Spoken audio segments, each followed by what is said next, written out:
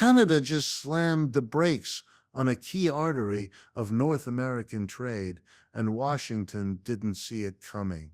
For decades, the U.S. has depended on Canadian lumber to feed its construction boom, prop up its housing market, and keep material costs stable. But after the Biden administration ramped up anti-dumping duties on Canadian softwood lumber from 20% to a staggering 35%, Ontario hit back hard by cutting off exports of raw lumber to the United States.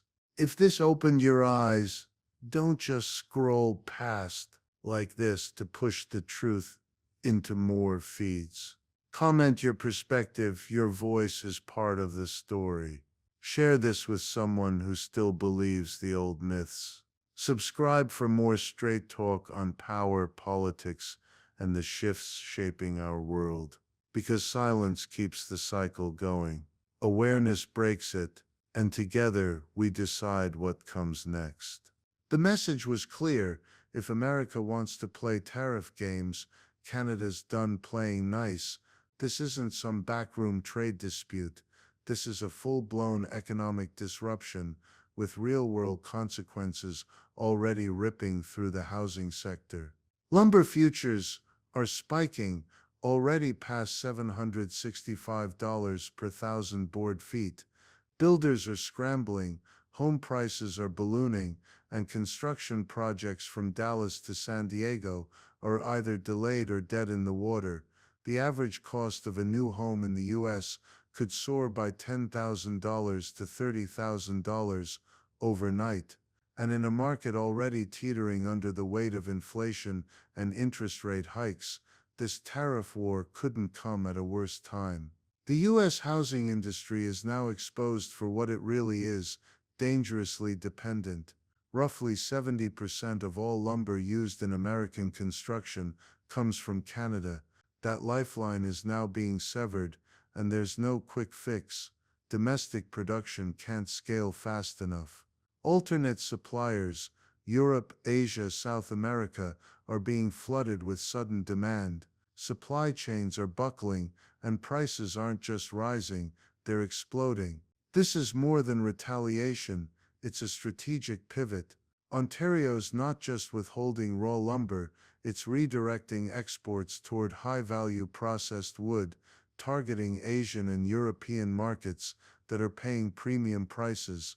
Canada's not just protecting its own industry, it's upgrading it. While Washington scrambles to patch the supply gap, Canadian producers are accelerating modernization, capturing more of the global value chain, and leaving the U.S. to deal with the inflation fallout. Border crossings are already quieter, freight volumes are down, tax revenues from lumber-related exports are drying up, and in real terms this means layoffs, delayed housing starts, fewer construction jobs, and fewer families getting keys to their first homes. This is the human cost of a tariff war in real time, and the ripple effects aren't staying in North America. As the U.S. loses access to its largest lumber supplier, global buyers are circling the chaos, redirecting shipments, outbidding American firms, and altering long-established trade patterns. What started as a bilateral trade dispute is fast becoming a global supply chain crisis. Ontario's move was bold, calculated, and timed to expose the core weakness in America's trade posture, its assumption that Canada will always play the role of quiet partner. Not this time. The gloves are off, and the American construction economy is the one bleeding. Well, it's finally happened. The polite handshake across the US-Canada border has turned into a clenched fist. Ontario just cut off lumber exports to the United States, and what started as a simmering trade dispute is now a full-blown economic conflict. This isn't just a spat over numbers, this is a tariff war that's already sending shockwaves through construction sites, housing markets, and supply chains from California to Quebec. And the fuse, Washington jacking up anti-dumping duties on Canadian softwood lumber from 20.56% to a jaw-dropping 35%. This is one of the most aggressive tariff increases in modern North American trade history. It's not just a slap on the wrist, it's a financial gut punch. And Canada's not taking it lying down. Ontario's retaliation was swift and brutal, no more lumber for the US market. Just like that, the flow of wood across the northern border was throttled. And let's be very clear, this isn't just hurting one industry. This move is cutting deep into the heart of America's economy. 70% of U.S. lumber demand is filled by Canadian suppliers. 7 out of every 10 planks, boards or beams used to build American homes come from north of the border. And now, with the tap turned off, prices are soaring. Contractors are halting projects, housing developers are scrambling, and home buyers, they're watching prices climb faster than they can save. It's estimated that the cost of a new home has instantly jumped between $10,000 and $30,000, and it's only the beginning. In states like California and Texas, where housing demand is already sky high, this is a disaster. The dream of home ownership, already out of reach for millions, is now fading even further into the distance. This is more than economics, it's social destabilization. Families are being priced out, young Americans are being shut out. The construction industry, a backbone of local economies, is being hit with project delays, layoffs, and rising material costs that are hammering small businesses. Lumber futures, they've blown past $765 per 1,000 board feet, and analysts aren't optimistic. The trajectory is up, up. As supply dries up, demand is turning desperate. But don't expect relief anytime soon. With Ontario slamming the brakes on exports and redirecting supply to Europe and Asia, the US is left scrambling for alternatives. And here's the kicker, there are none ready to fill the gap. This crisis is now global. Europe, Asia, South America, they're all in the mix, hunting for lumber and competing for every shipment. North America's supply chain fragility is on full display. One trade dispute, one policy decision, and the ripple effects are hitting ports, markets and job sites around the world. Freight traffic at border crossings is drying up, revenues from cross-border trade are plummeting, and all of this was preventable. The US framed the tariff hike as a response to Canadian mills undercutting American producers. But Canada insists it's playing by the rules, adhering to international trade agreements that have governed this sector for decades. And truth be told, the U.S. construction industry knows it needs Canadian lumber. It's depended on it for decades because it's reliable, high quality, and competitively priced. But now, Washington's protectionist lurch is forcing everyone to pay the price. Tariffs like these aren't just taxes on foreign goods, they're strategic weapons, and Canada's counterpunch shows that it knows how to use them too. Ontario's move isn't just about punishing the US, it's about modernizing its own industry. By pivoting toward higher value processed wood products and expanding exports into international markets, Canada is accelerating its shift from a raw material exporter to a value-added powerhouse. That means more jobs, more resilience, and more leverage on the global stage. Meanwhile, the US is stuck with the consequences of its own actions: inflation, rising costs, unstable housing markets. For local governments, that means tighter budgets, lower revenues, and tough decisions. For working Americans, it means fewer jobs in construction, higher rent, and longer timelines for building projects that communities desperately need.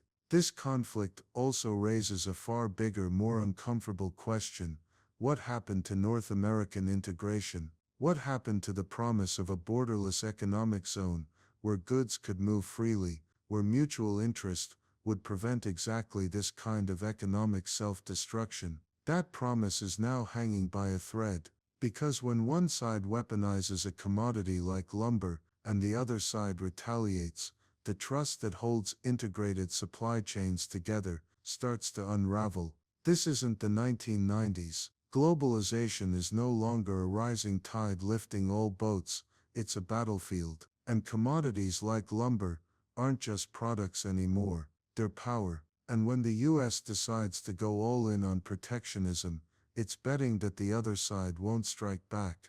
But Canada just proved that it will, and it can. The fallout is only beginning. This tariff war is exposing the deep dependency the US has built around Canadian resources, and it's forcing both countries to rethink how they trade, how they build, and how they protect their economies.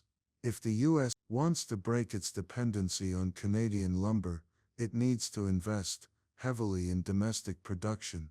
But that's not happening overnight. In the meantime, American families are footing the bill, and for Canada this might just be a turning point. The crisis is painful, but it's also a catalyst. Ontario's decision to cut off the US wasn't made lightly, but it was made strategically, by investing in processing, moving up the value chain, and targeting global markets. Canada is charting a course toward resilience and self-determination.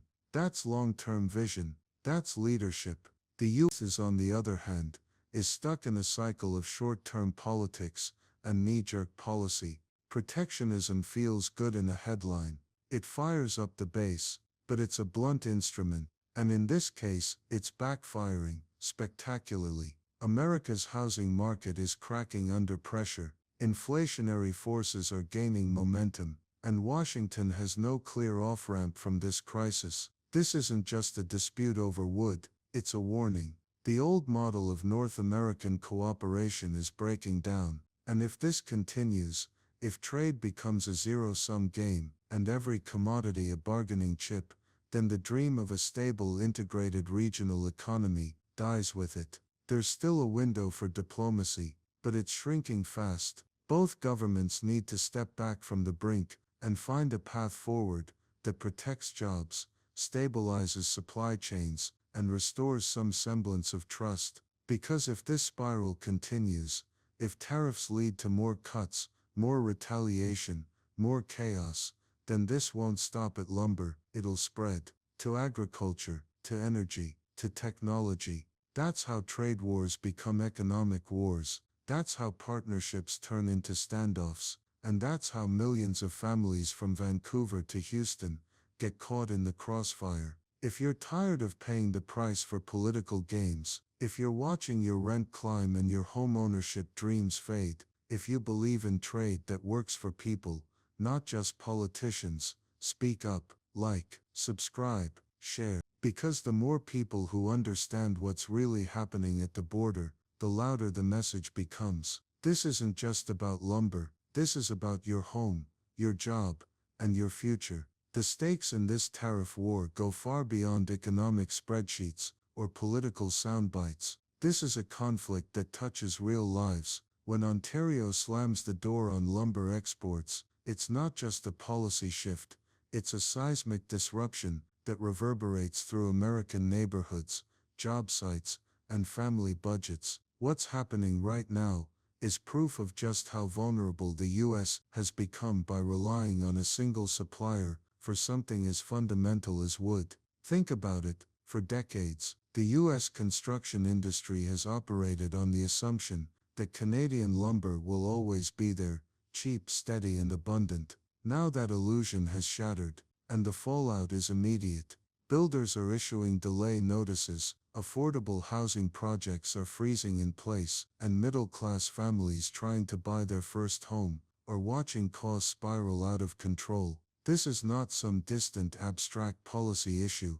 This is drywall that doesn't go up. This is families priced out of their zip code. This is construction workers being told to stay home because there's no material to work with. One policy move from Washington, and the cascading damage begins. And it's not because there's a lack of demand or labor, it's because of supply, and that supply just got choked off by the country that used to be America's most dependable trade partner.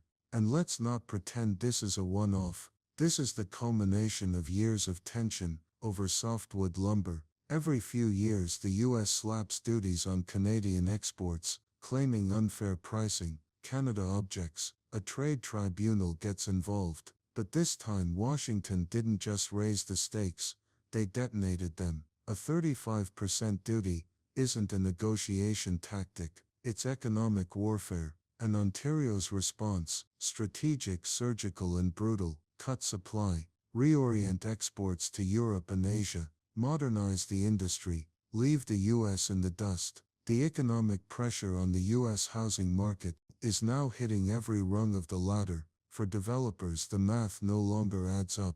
Projects that were marginally profitable at $500 per 1,000 board feet simply can't survive at $765 and rising. For the average homebuyer, a $20,000 price increase can be the difference between buying and walking away. For renters, it's another rent hike that forces them to choose between saving for a home or just staying afloat. And the pressure isn't just domestic. Globally, the absence of Canadian supply on the US market creates vacuum dynamics. Asian and European importers are already stepping up to court Canadian producers. Freight terminals in Vancouver are redirecting shipments across the Pacific instead of south. Ports in Rotterdam and Singapore are preparing for new wood flows. That shift isn't temporary, it's transformational.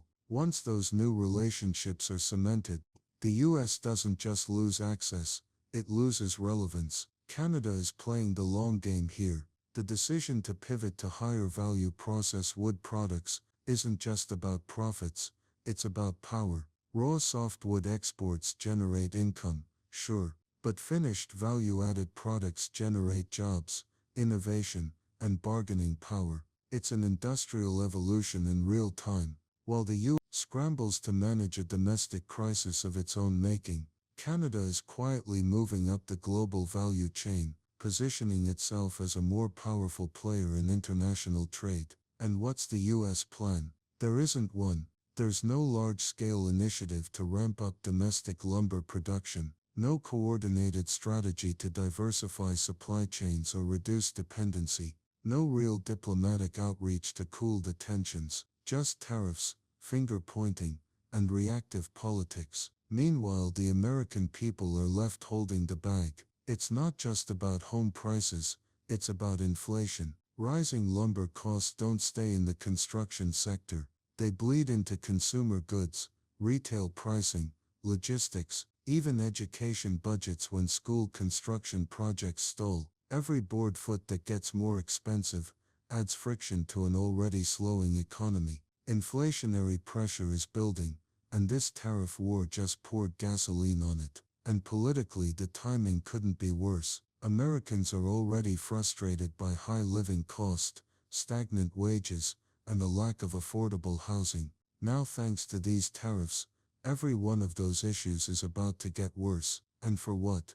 To punish a trade partner who's been supplying 70% of the country's lumber needs. The logic doesn't hold, but the consequences are very, very real. What's worse is the message this sends to other allies. If the US is willing to sabotage integrated supply chains with Canada, the country most closely aligned with it, culturally, economically, and diplomatically, what's stopping it from doing the same to others? What happens when politics override partnerships? The lesson for global trade partners is simple: don't trust the US economy to stay rational. This kind of instability does long-term damage. It undermines confidence. It forces countries to look elsewhere, to build new supply chains, to forge alternative alliances, and once they do, they don't come back. The US risks isolating itself economically, while believing it still holds the center of global trade.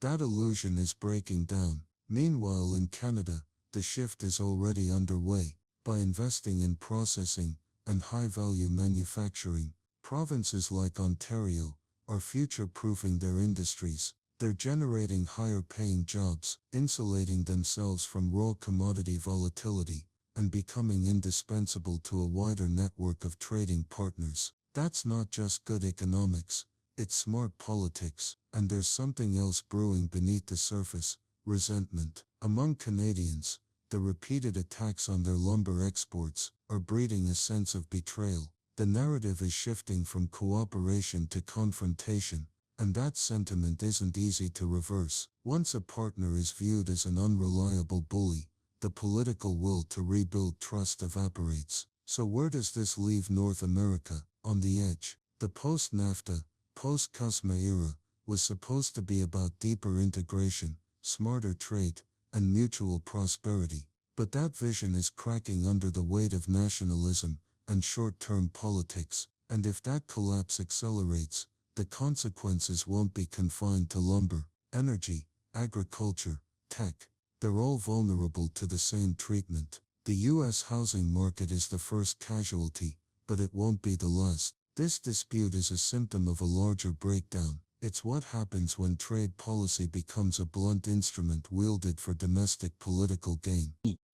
It's what happens when leadership prioritizes optics over outcomes, and it's what happens when the people paying the price aren't the politicians, but the families trying to buy homes, run businesses, and build lives. This crisis should be a wake-up call. The integrated supply chains that powered North American growth are not guaranteed. They're fragile. They depend on trust, cooperation, and predictability, none of which are in abundant supply right now. If policymakers don't step back from the brink, the new normal will be defined by friction, not flow. This is the new economic reality, one where nations leverage natural resources, not as shared tools of prosperity, but as weapons of negotiation. One where a trade disagreement can morph into a housing crisis. One where your ability to buy a home depends on diplomatic decisions thousands of miles away. And the longer this goes on, the harder it becomes to unwind. The damage compounds, projects are cancelled, investments are paused, jobs are lost, and that's the hidden cost of a trade war. It doesn't just burn the balance sheet, it burns the future. This isn't over, not by a long shot. What we're witnessing is just the opening chapter in a long bitter economic standoff. And the people who are going to suffer the most aren't hedge fund managers or trade reps in glass towers. It's the single mom trying to build a home for her kids. It's the small contractor laying off workers because the cost of materials just exploded. It's the young couple watching interest rates rise and home prices surge, making the American dream feel more like a cruel joke. And still, no one in Washington is stepping up with a plan, no strategy. No roadmap, just silence, slogans, and tariffs. Meanwhile, Canada is already moving on, building new partnerships, modernizing its industry, and shifting its economy into high gear. Ontario didn't blink. They pulled the plug, redirected exports, and made it clear, if the US wants to play hardball, they'll play and win. This is how empires fall, not with a bang, but with bad policy, with arrogance, with leaders who mistake bullying for strength and tariffs for strategy. So if you're tired of getting caught in the crossfire of failed leadership, speak louder, talk about it, post about it, share this video, demand that your elected officials stop playing games with your future, because this isn't just a lumber war, it's a test of whether leadership serves the people, or sacrifices them. And right now, the scoreboard isn't looking good. But you can change that if you make noise.